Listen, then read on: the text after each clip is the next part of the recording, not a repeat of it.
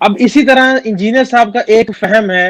جو کہ اپنے اپنے آپ کو وہ اہل سنت سے منسوب تو کرتے ہیں، لیکن وہ اب اہل سنت کا جو فہم صحابہ کرام کے بارے میں جو عقیدہ ہے، میں چاہوں گا میں آپ سے تھوڑی اس کی وضاحت طلب کروں۔ میں سب سے پہلے میں چاہوں گا کہ آپ ذرا تھوڑا سا بتا دیں یہ مشاجرات صحابہ ہے کیا، مطلب اس کو ڈیفائن کیسے کرتے ہیں، اس یہ کیا، یعنی یہ ٹرم کیا مشاجرات صحابہ، اس کیا کہا جاتا ہے؟ دیکھیں، آپ نے پوچھا ہے کہ مشاجرات صحابہ اس سے کیا مراد ہے، اس کی ڈیفینیشن کیا ہے۔ مشاجرات یہ لفظی طور پر اس کا معنی ہے اختلافات۔ مشاجرات کا معنی ہے اختلافات۔ مشاجرات صحابہ یعنی صحابہ کرام کے باہمی اختلافات۔ دیکھیں، صحابہ کرام انسان تھے، انسان ہونے کے ناطے ان کے آپس میں اختلافات ہو جاتے تھے، انسانوں میں باہم غلط فہمیاں آ جاتی ہیں، اور یہ تو انبیاء کرام کے مابین بھی آ گئی۔ مشاجرات صحابہ کی جو ٹرم ہے نا، اس کو اس انداز سے آپ سمجھیں، مشاجرات انبیاء کہ انبیاء کے بھی باہم ایسے معاملات ہو گئے۔ کئی ایک مثالیں یہاں پیش کی جا سکتی ہیں جو قرآن و سنت میں مذکور ہیں۔ مزے کی بات یہ ہوگی کہ بعض لوگ کہتے ہیں جی صحابہ انبیاء کے باہمی اختلافات کیا تھے، ہو جاتے تھے، انبیاء بھی انسان تھے، غلط فہمی جو ہے ہو سکتی تھی انبیاء کو بھی، جیسا کہ قرآن کریم میں سورہ طٰہٰ میں بھی اور دیگر مقامات پر بھی اللہ رب العزت نے موسیٰ و ہارون علیہم السلام کا ذکر فرمایا ہے کہ ان کے مابین ایک دفعہ اختلاف ہو گیا۔ وہ اختلاف کیا تھا کہ موسیٰ علیہ السلام کوہ طور پر گئے اللہ رب العزت کے بلانے پر، تو پیچھے اپنے بھائی ہارون علیہ السلام کو اپنی قوم کا نگران مقرر کر کے گئے، اور ہارون علیہ السلام بھی نبی ہیں، دونوں ہی نبی ہیں، موسیٰ علیہ السلام اور ہارون علیہ السلام بھائی بھی ہیں، نبی بھی ہیں۔ تو ہارون علیہ السلام کو جب مقرر کر کے گئے کوہ طور پر، تو وہاں انہیں ایک تو 40 دن تو پہلے ہی تھے، 10 دن اور لگے، 50 دن تقریباً وہاں ان کے صرف ہو گئے۔ جب وہ واپس آئے تو دیکھا کہ قوم بچھڑے کی عبادت کر رہی۔ موسیٰ علیہ السلام کو غصہ آیا اس بات پر، بہت زیادہ پریشانی ہوئی، صدمہ ہوا کہ میں نے اس قوم کو بڑی مشکل سے شرک کی دلدل سے نکالا، بچایا، اور میں پیچھے چھوڑ کے گیا ہوں اپنے بھائی کو، لیکن اس نے شاید خیال نہیں کیا ہے، قوم کی نگرانی صحیح طرح نہیں کی ہے،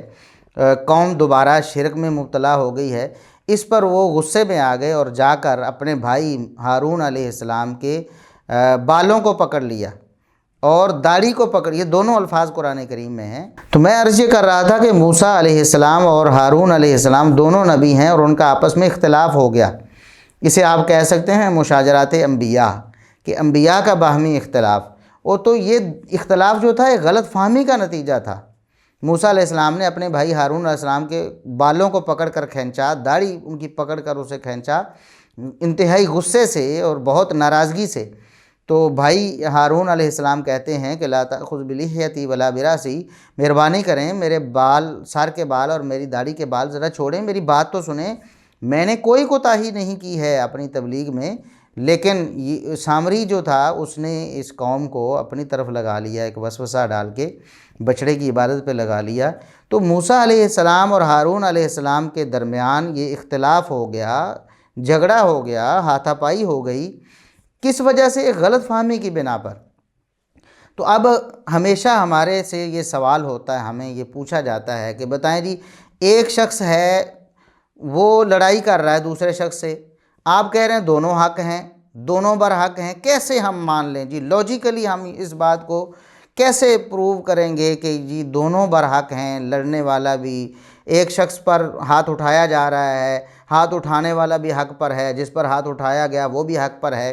تو ہم کہتے ہیں آپ نے قرآن کو پڑھا ہوتا تو آپ کو یہ بات بخوبی سمجھ آ جاتی کہ موسیٰ علیہ السلام نے ہاتھ اٹھایا ہے، ہارون علیہ السلام پر ہاتھ اٹھایا گیا ہے، لیکن دونوں برحق ہیں۔ اب کون ہے ظالم اور بدبخت جو کہے کہ موسیٰ علیہ السلام نعوذ باللہ زیادتی کر رہے تھے، موسیٰ علیہ السلام کو کیا حق تھا نعوذ باللہ کہ انہوں نے اپنے بھائی پر ہاتھ اٹھایا؟ ایسا کہے گا تو اس کا ایمان ہی چلا جائے گا۔ کیوں؟ دونوں برحق ہیں۔ یہ جو اختلاف تھا غلط فہمی کی بنا پر تھا، تو موسیٰ علیہ السلام کو اگر غلط فہمی ہو سکتی ہے اپنے بھائی ہارون علیہ السلام پر نبی ہوتے ہوئے، تو صحابہ کرام پر تو بلاولا یہ معاملہ آ سکتا ہے کہ ان کا کسی معاملے میں اختلاف ہو جائے، دونوں ہی اپنے آپ کو درست سمجھ رہے ہوں، اس اختلاف میں ایسا عین ممکن تھا۔ اسے ہی مشاجرات صحابہ کہتے ہیں۔ نبی کریم صلی اللہ علیہ وسلم کے عہد مبارک میں بھی صحابہ کرام میں آپس میں کبھی کبھی ایسا ہو جاتا تھا، جس طرح ابو بکر و عمر رضی اللہ عنہما کا واقعہ صحیح بخاری میں موجود ہے کہ دونوں کی آوازیں بلند ہو گئیں اختلاف کرتے ہوئے، تو یہ بھی معاملہ ہے۔ اسی طرح ایک اور واقعہ مذکور ہے کہ سیدنا ابو بکر رضی اللہ عنہ اور سیدنا عمر رضی اللہ عنہ ناراض ہو گئے، اور اس معاملے کا بھی رسول اللہ صلی اللہ علیہ وسلم کو پتہ چلا، تو آپ صلی اللہ علیہ وسلم سیدنا عمر رضی اللہ عنہ پر خفا ہوئے اور فرمایا کہ عمر، میری وجہ سے میرے ساتھی ابو بکر کو آپ معاف نہیں کر سکتے اگر غلطی ان کی بھی ہو تو ایسا ہو جاتا تھا انسان ہونے کے ناطے۔ سیدنا علی رضی اللہ عنہ کا بھی معاملہ ایسے ہوا۔ سیدنا عباس رضی اللہ عنہ جو چچا ہیں نبی کریم صلی اللہ علیہ وسلم کے، اور علی رضی اللہ عنہ کے بھی چچا ہیں، ان کے ساتھ اختلاف ہوا، اور اختلاف یہاں تک پہنچا کہ عباس رضی اللہ عنہ، صحیح بخاری میں بھی حدیث موجود ہے، صحیح مسلم میں بھی حدیث موجود ہے۔ صحیح مسلم میں ذرا ڈیٹیلڈ الفاظ کے ساتھ ہے کہ وہ سیدنا علی رضی اللہ عنہ کو سیدنا عمر فاروق رضی اللہ عنہ کے دربار میں لے آئے اور آ کر کہتے ہیں کہ عمر، میرے اور ان کے مابین فیصلہ کریں۔ یہ صحیح مسلم میں 4577 نمبر حدیث ہے، اور صحیح بخاری میں بھی موجود ہے۔ تو وہاں 4 الفاظ بولے ہیں سیدنا عباس رضی اللہ عنہ نے، اقضی بینی و بین حاذ الکاذب العاصم الغادر الخائن، میرے اور اس جھوٹے، نعوذ باللہ، میرے اور اس خائن، میرے اور اس دروغ گو یا شاہکار کے درمیان، میرے اور اس بدعہد کے درمیان فیصلہ کیجئے۔ اب اندازہ کریں کہ اگر آج کوئی شخص علی رضی اللہ عنہ کے بارے میں یہ الفاظ کہے، وہ تو ویسے ہی ایمان سے نکل جائے گا۔ ہمارا یہ ایمان ہے کہ اگر کوئی شخص علی رضی اللہ عنہ کے بارے میں ایسے الفاظ کہتا ہے وہ بے ایمان ہو جاتا ہے۔ لیکن چونکہ یہ معاملہ 2 صحابہ کے درمیان پیش آیا، لہٰذا ہم مشاجرات صحابہ کہہ کر اس باب کو بند کر دیتے ہیں۔ ہم تو اس ٹو میں بھی نہیں جاتے کہ غلطی کس کی تھی۔ اب دیکھیں نا، عباس رضی اللہ عنہ اتنے برہم ہو رہے ہیں، چچا ہیں، نبی کریم صلی اللہ علیہ وسلم کے چچا ہیں اور انتہائی نیک شخص ہیں۔ نبی کریم صلی اللہ علیہ وسلم کے بعد عمر فاروق رضی اللہ عنہ کے دور میں جب قحط پڑا تو وہ انہی عباس رضی اللہ عنہ کو ساتھ لے کر دعا کروانے کے لیے لے گئے، اور بعد میں جب ان سے دعا کروا لی تو پھر خود دعا کی کہ اے اللہ، پہلے ہم تیرے نبی سے دعا کرواتے تھے قحط سالی کی وجہ سے بارش طلب کرنے کے لیے، اب ہم تیرے نبی کے چچا سے دعا کروا رہے ہیں تو ہمیں بارش نصیب فرما۔ تو بارش پھر ہو گئی۔ تو یہ دیکھیں نا کہ یہ بات بڑی واضح ہے کہ عباس رضی اللہ عنہ اتنے نیک ہونے کے باوجود بھی علی رضی اللہ عنہ سے اختلاف کر رہے ہیں، اور 4 ایسے خطرناک الفاظ کہہ رہے ہیں کہ آج کوئی کہے تو کافر ہو جائے۔ لیکن انہوں نے کہا، صحابی تھے نبی کریم صلی اللہ علیہ وسلم کے، وہ بھی پیارے تھے، یہ بھی پیارے تھے، دونوں کا آپس میں معاملہ ہوا، اللہ دونوں سے راضی ہو گیا، ان کے جتنے بھی معاملات تھے اللہ نے ختم کر دیے، جنت میں جائیں گے تو ان کے درمیان کوئی بھی دل میں کوئی بات نہیں ہوگی۔ یہ وَنَزَعْنَا مَا فِي صُدُورِهِم مِّن غِلٍّ إِخْوَانًا عَلَىٰ سُرُرٍ مُتَقَابِلِينَ، یہ ہے مشاجرات صحابہ کا مسئلہ۔ اور یہاں میں ایک اور بات بھی بیان کیا کرتا ہوں کہ صحابہ کرام نے خود بتایا ہے کہ مشاجرات صحابہ میں ہمیں کیا کرنا چاہیے، یعنی جو صحابہ کو کرنا چاہیے بعد والوں کو تو بالاولیٰ اس سے بھی بڑھ کر کرنا چاہیے۔ یہ امام بخاری رحمۃ اللہ علیہ کے استاذ ہیں، امام علی بن الجعد رحمہ اللہ تعالی، انہوں نے اپنی مسند میں حسن صحیح سند کے ساتھ یہ روایت درج کی ہے کہ ایک دن ابو سعید خدری رضی اللہ عنہ کے سامنے سیدنا علی رضی اللہ عنہ اور سیدنا معاویہ رضی اللہ عنہ دونوں کا ذکر ہوا۔ اب ظاہر ہے ان کے آپسی اختلافات کا ذکر ہوا۔ فنیل من معاویہ تھا، ایک شخص نے وہاں بیٹھے کوئی بات ایسی کر دی جس سے سیدنا معاویہ رضی اللہ عنہ کے حق میں کوئی تنقیص کا پہلو نکلتا تھا، ان کے خلاف بات کر دی، تقابل کرتے ہوئے، ویسے بات نہیں کی، تقابل، کہ دیکھیں علی رضی اللہ عنہ تھے اور ادھر معاویہ رضی اللہ عنہ تھے، تو ایسی کوئی بات کی کہ معاویہ رضی اللہ عنہ نے درست نہیں کیا، یہ اس طرح کی بات کی، تو فوراً ابو سعید خدری رضی اللہ عنہ لیٹے ہوئے تھے، فوراً اٹھ کے بیٹھ گئے پریشان ہو کر، فرمایا کہ میں تمہیں عمر بن خطاب رضی اللہ عنہ کا طریقہ بتاتا ہوں کہ صحابہ کرام کے مابین اگر اختلاف ہو تو پھر ہم نے کیا کرنا ہے۔ یہ ایک بہت ہی سنہری اصول جو خود صحابہ کرام نے بتایا، اور آگے جب آپ سنیں گے عمر فاروق رضی اللہ عنہ خلیفہ راشد کی سنت کیا ہے